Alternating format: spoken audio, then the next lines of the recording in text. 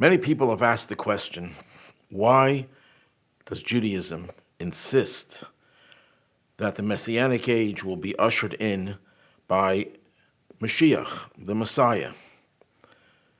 Why does it have to come through a human being? And who says it has to? Well, it's very clear from many of the biblical verses about the Messianic age that it will be a human being ushering in this glorious age. Especially if you look in the book of Isaiah, chapter 11, it's very clear the way he describes the personality of Moshiach, that he will be the one to usher in the Messianic age, or as we call it, the Geula, the redemption. Maimonides, who codifies all of Jewish law, makes it very clear. He quotes two biblical verses, one biblical verse in the end of Deuteronomy, which talks about how the Jewish people will be brought back from their dispersion throughout the diaspora to the land of Israel. It doesn't mention that it'll come through Moshiach in that particular verse, but in the earlier verse in the book of Numbers, in the prophecy of the heathen prophet Bilam, it makes it very clear, I see him, but not close, not near. He's referring to him, a person who will bring about all the changes that the Messianic age will feature. And it's very clear from that and hundreds of other sources and Jewish belief for millennia that the Moshiach is a person, a human being of flesh and blood, just like any other human being. But this human being is a very special human being, to put it mildly, and he will be the one to make the world change and usher in the utopian age of redemption. So the question that many people have asked, why do we have to believe in a human Mashiach? Instead, about 200 years ago, when the Enlightenment, the secularization of religion took place, the first victim, you could say, the first casualty of the secularization of Judaism was rejecting the belief in a Mashiach, instead replacing it with an evolutionary idea that the world will eventually evolve into a better world, into a utopian world. And of course, that is totally rejected by Jewish theology, by the Torah, in so many different places, that Moshiach is a person who will usher in a Messianic age. And people have a problem with that.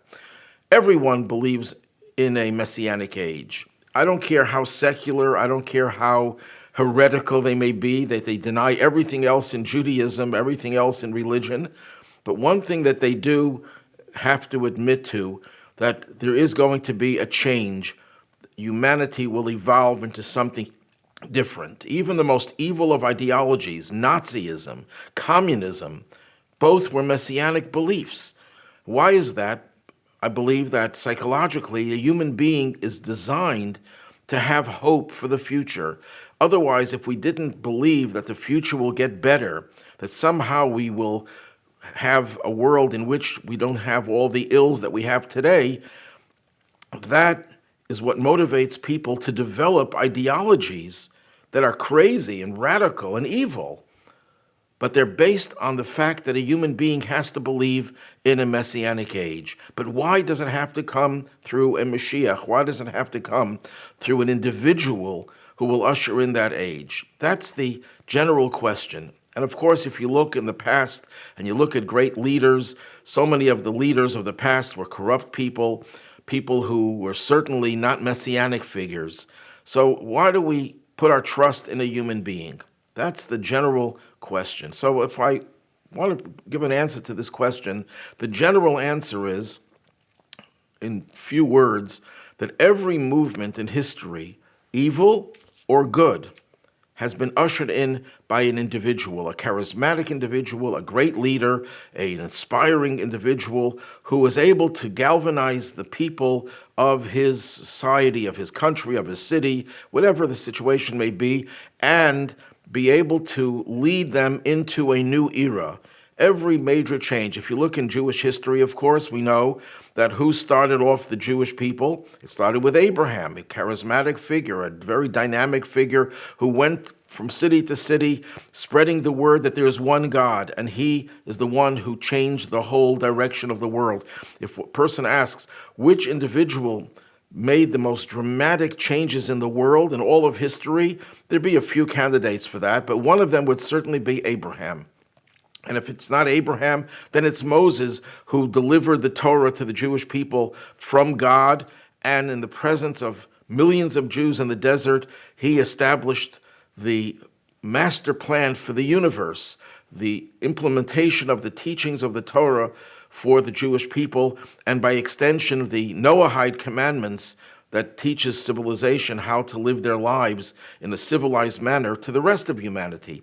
So Moses made this cataclysmic change in the world, a spiritual change that gave the world direction. And then, of course, you have Kings David and Solomon. And throughout history, you have great individuals who ushered in periods and eras of development, of growth, of change. So why should the coming of Moshiach be any different? It makes a lot of sense that it would happen through the efforts of one very powerful spiritual individual. That's the simple answer. But I want to go a little bit deeper into this. But first, I want to just present the fact that if you look at all the different religions and cultures and ideologies, you could divide Messianism into three categories. There are those religions who believe that God is the one who makes the Messianic age happen, that it's God and it's our connection to God by accepting, and this is the religion that believes that their Savior is God, and therefore if you accept that Savior, that will bring about the redemption, that will bring about the Messianic age. Then, of course, there's the secular Messianism that I mentioned before, like communism, that believes that society will evolve into a better age.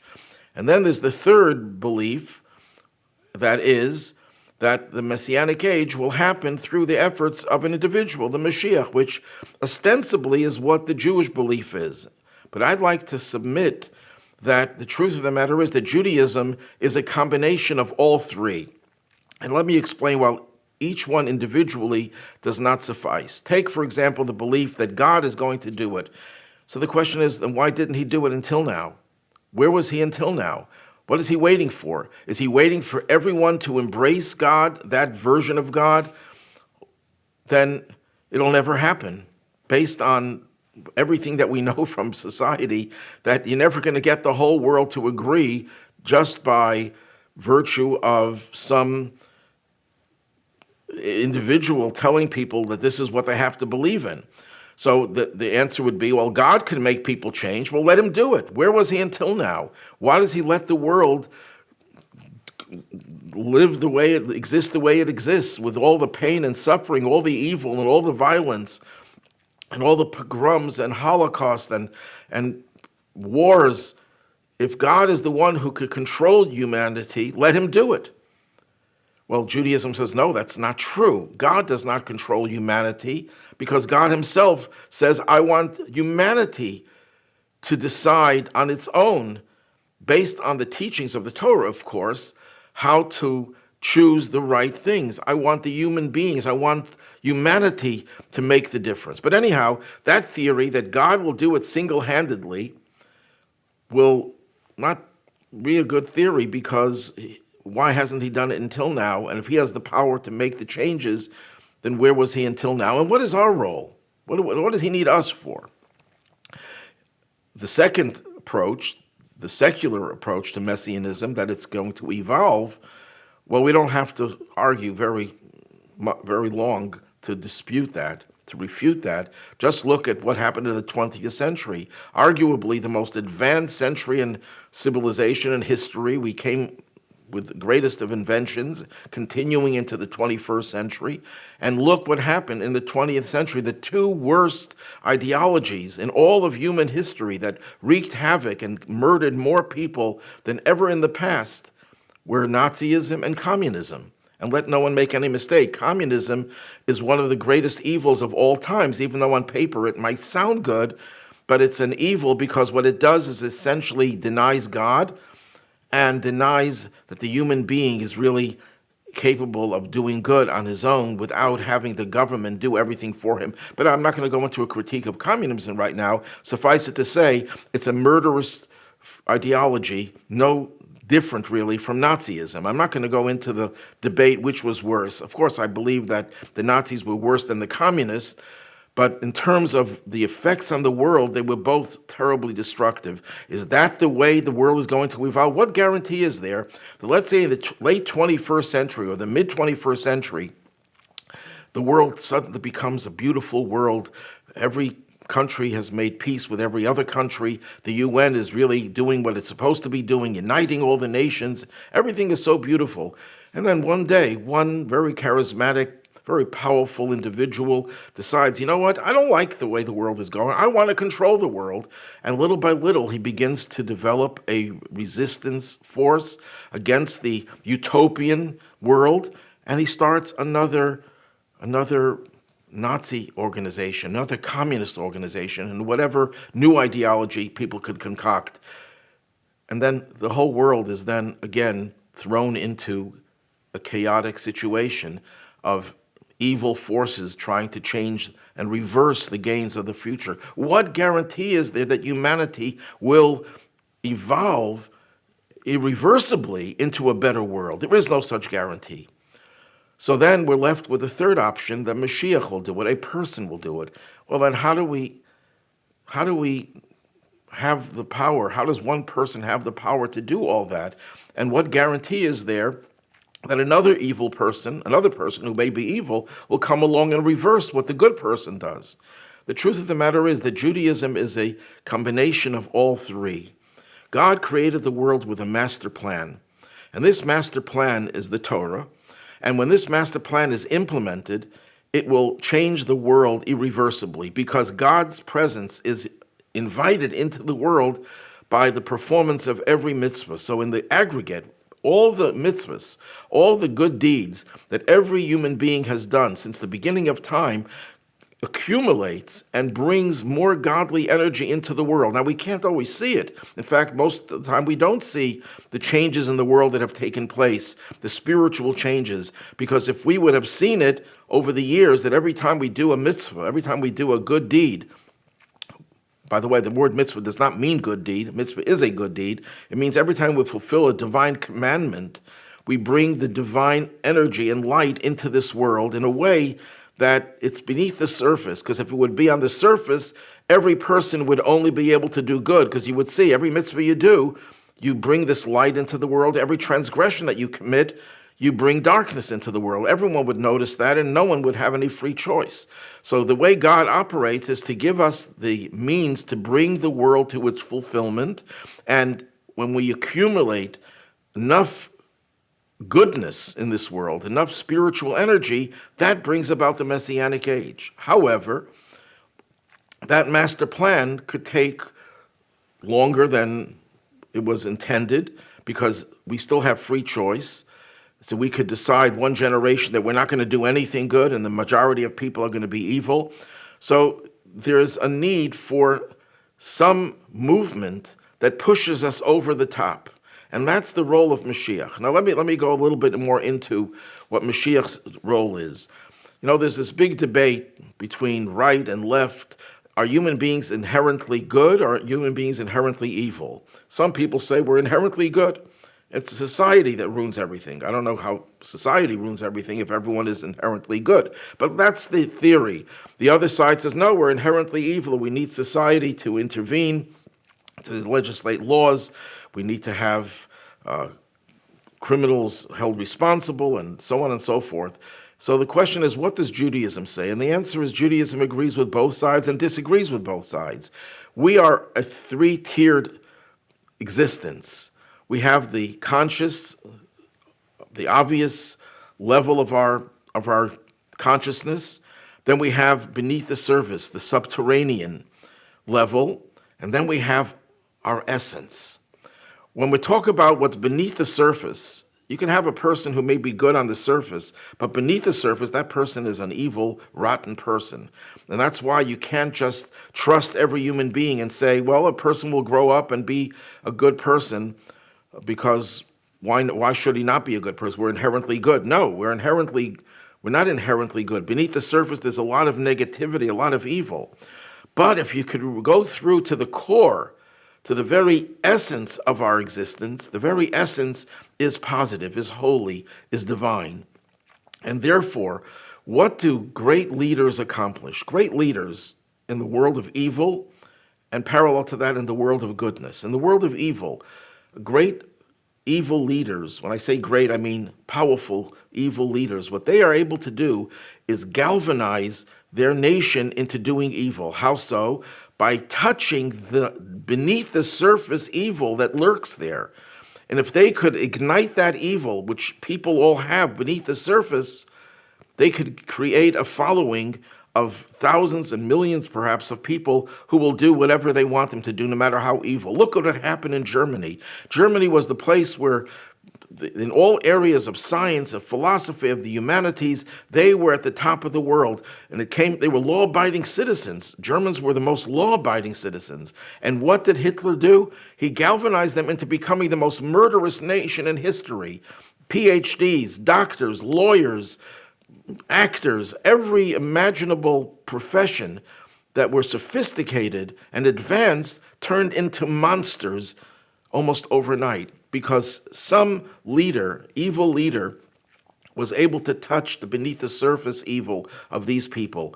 So on the surface, these were good people mostly. They were good citizens, you'd say, but it didn't make them good because they didn't have the ability to withstand the pressure from this evil individual who was able to touch beneath the surface. Good leaders, on the other hand, find the beneath the surface positive energy, because we have both.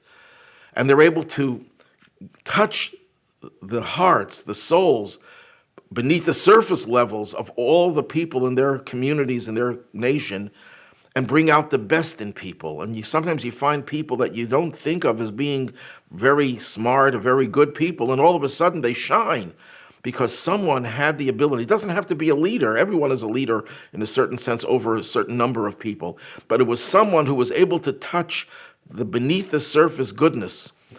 Moshiach will be the one human being born of a mother and father in the natural way, of flesh and blood. If he cut his finger, it'll bleed.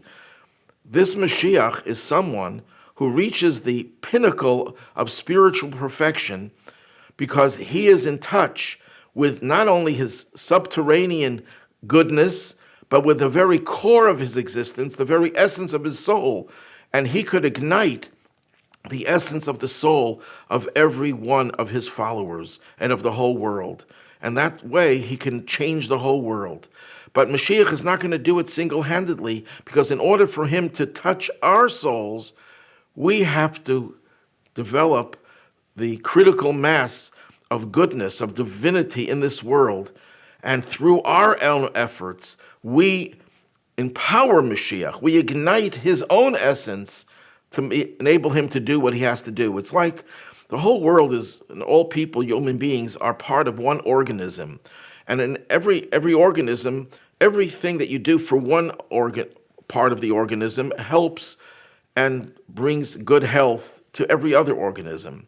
And the brain, of course, and the heart are the most important. Well, there are brain souls, and there are heart souls, and there are toenail souls. And the brain souls are the ones that influence all the other souls and bring them all together. Moshiach, or other great leaders for that matter, are the brain souls, are able to unite people, to galvanize people, to ignite the good or the evil in people. Moshiach is the ultimate brain soul who will be able to gather all of the people that he leads, which is all of the Jewish people and by extension all of humanity, and bring out the best in them. But what empowers Moshiach to do that, you have to have a healthy body. It's like, and they tell us that if you do a lot of exercise, it helps your brain. Now we know that the brain helps the rest of the body, but we also know that the rest of the body helps the brain. So when we accumulate critical mass of mitzvahs, of good deeds that bring divine energy into this world, and we therefore do our exercise, spiritually speaking, of course, we empower Moshiach to finish the job and to ignite the core of our existence into a world of irreversible peace and love and divinity. The reason why it's irreversible is because in the process of all of the millennia of our observance of the mitzvot, of the commandments, and bringing God into this world, what we're accomplishing, the Kabbalists tell us, is the separation of good from evil. When Adam and Eve partook of the forbidden tree, what they did is they took evil that was outside of them and they intermingled it with good. So everything in this world is an admixture of good and evil. Every time you do something positive, you cause the separation to take place. And when we have enough of those good deeds, enough of those mitzvot performed, the separation will be complete. When the separation is complete, evil can't really endure for very long, because evil needs to be, it's siphoning off some of its energy. It's a leech, it's a parasite that takes and sucks some of its energy from the forces of goodness. But when you separate the two, evil will only last for a very short period and eventually will completely be eradicated. And that's the ultimate goal of the Messianic age. But that all happens through God empowering us, giving us the tools, the commandments, empowering us, giving us the soul powers to accomplish all the good things that we accomplish. And it's going to change gradually because it has been changing from the beginning of time. So it is an evolutionary process because all the good that we do is accumulating, but ultimately we'll be pushed over the top by this one very formidable Jewish leader called Moshiach, who will ignite the inner souls of every individual and bring us into this glorious age of redemption. May we experience this imminently.